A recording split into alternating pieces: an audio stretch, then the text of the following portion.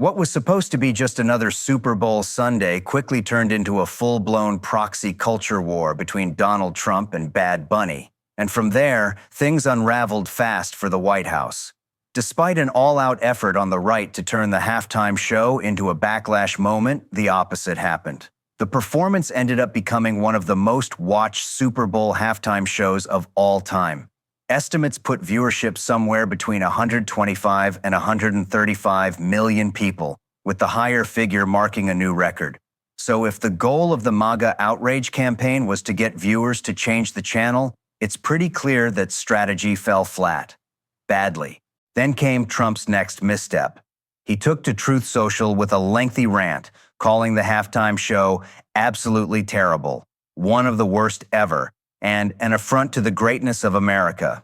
He complained that it made no sense, claimed no one could understand what was being said, described the dancing as disgusting, and warned that it was inappropriate for children watching across the country and around the world. He even managed to pivot to bragging about stock markets and 401ks, accuse the media of being fake news, demand that the NFL reverse its new kickoff rule, and cap it all off with a "Make America Great Again" sign-off. In other words, a classic Trump post, rambling, unfocused, and somehow about everything and nothing at the same time. Now, Trump griping on Truth Social isn't exactly shocking, but here's where it gets more awkward. Republicans had positioned an alternative, a so-called counter-programming event featuring Kid Rock, hosted by Turning Point USA. And that's important because if Trump was busy complaining about Bad Bunny, it raises an obvious question: what didn't he watch?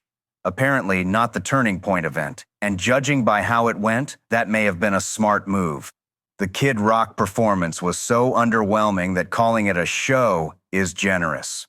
If you sat through it, you could have saved yourself the trouble and just listened on the radio, because that's essentially what it amounted to anyway.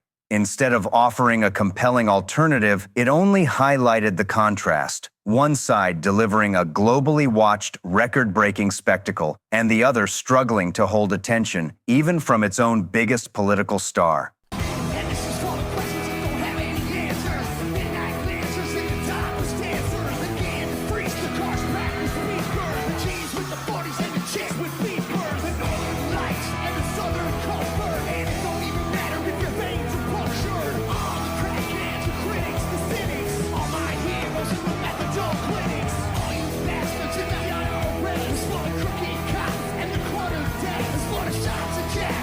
For a movement that promised a big, tough, alpha male spectacle, what they actually delivered was holy lip sync.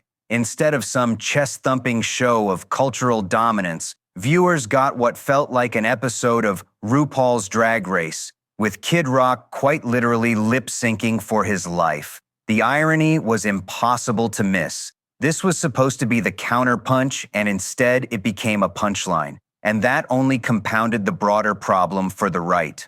Not only did Bad Bunny perform in front of a record-breaking global audience, while Kid Rock awkwardly mouthed the words to his own song in jorts, or at least attempted to, but the public reaction overwhelmingly favored Bad Bunny. Support poured in from places conservatives weren't expecting.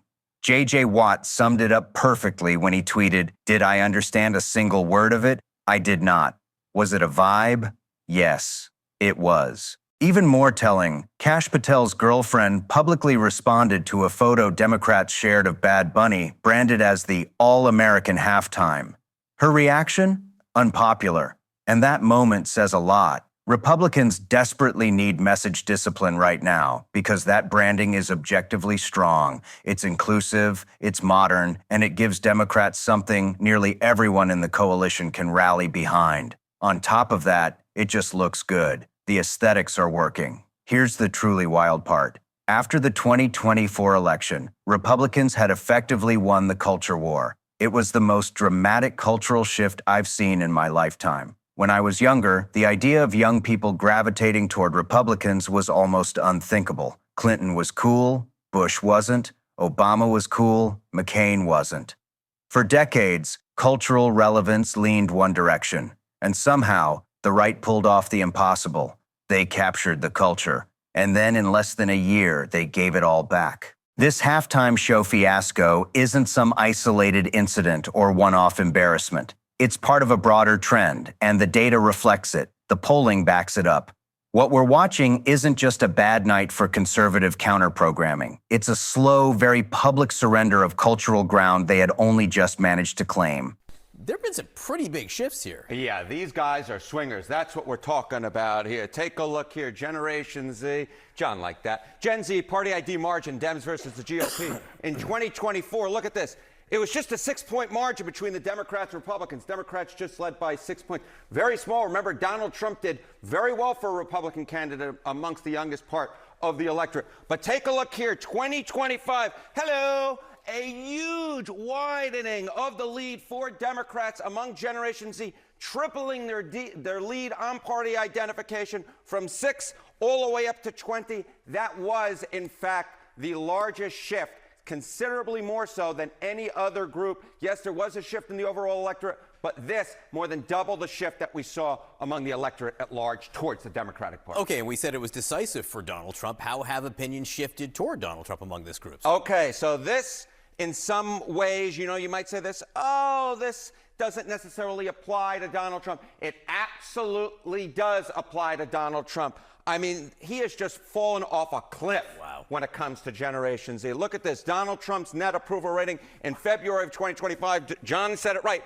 Wow. This was actually a month into the administration. This was a month into the administration. He was at plus 10 points on the net approval rating. He was on the right side of the ledger. Look at this. Falling off that cliff, that is a drop of 42 points to negative 32 points on the net approval rating amongst Generation Z. My goodness gracious, this, as I said, is a very swingy group, and it has swung very much away from Donald John Trump. At this point, it's genuinely hard to decide what's more impressive, the fact that Republicans managed to win a record share of young voters, or how quickly they managed to blow that advantage. They climbed the hill and then sprinted straight back down it. Because if you look at the right now, this is what you're left with. A chorus of partisan political hacks throwing tantrums because they didn't understand Spanish and therefore couldn't enjoy themselves. Apparently because no one bothered to pander to them. Clay Travis complained, would any other country in the world have their signature cultural event in a foreign language? I legit have no idea what just happened. Sage Steele chimed in with, if only there were English subtitles during the halftime show of America's greatest sporting event. Megyn Kelly responded to praise for Bad Bunny by saying, nah, I like my halftime shows in English from people who love America. And Benny Johnson triumphantly declared, T-Pusa just mogged the NFL, total and complete cultural war victory. English, do you speak it? Quick translation there. Mogged is Gen Z slang for outperformed or outshined.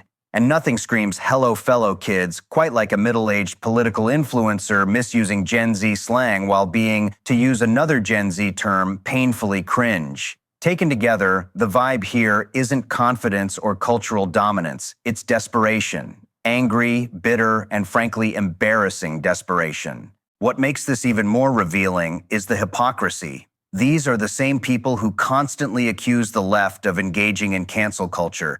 Yet here they are, trying to cancel one of the biggest musical artists on the planet because he doesn't fit their preferred mold. He's not white enough, doesn't speak enough English, and doesn't perform patriotism in a way that flatters them. They claim to hate censorship, all while cheering on Trump's FCC as it moves to punish comedians and cancel shows over jokes they don't like. They rail against shadowy criminal cabals protecting abusers, while simultaneously refusing to release the full Epstein files and actively covering for the very behavior they say they despise. You starting to see the pattern? The reality is that Republicans are going to lose this fight because their message is rooted in resentment and division. It's a politics that sends ICE agents into communities to harass brown and black Americans. It pits people against each other based on skin color, language, accents, gender, and where they were born. That's the brand. And then there's the counter message. Ours is simple, inclusive, and powerful. Together, we are America. That idea resonates across lines of culture, language, and background in a way fear never will. So yes, expect Republicans to double down on the anger and the hate, but the country is exhausted by it. and the data makes that exhaustion unmistakably clear.